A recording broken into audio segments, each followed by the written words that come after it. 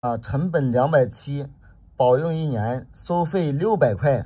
这个压缩机到了，现在开始更换。开箱验货。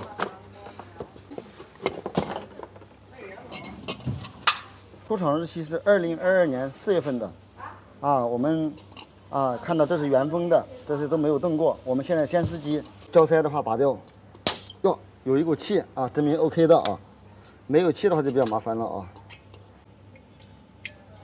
继电器装上试机。收到货以后，第一时间确认试机是否 OK， 不 OK 的话就先不装。机线的话加外壳，加火线，加零线。力气多大，按都按不住了，力大无比。12安，我这线圈是10圈的，除以10的话就是1.2安，很 OK， 很正常的那么现在的话试机完毕，拔电源，把这鳄鱼夹的话拿起来，拆这边。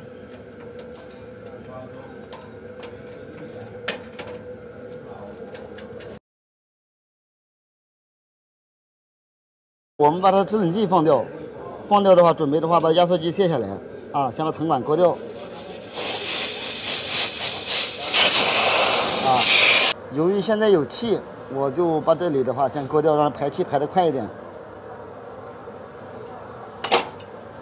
这样的话排气排得快一点。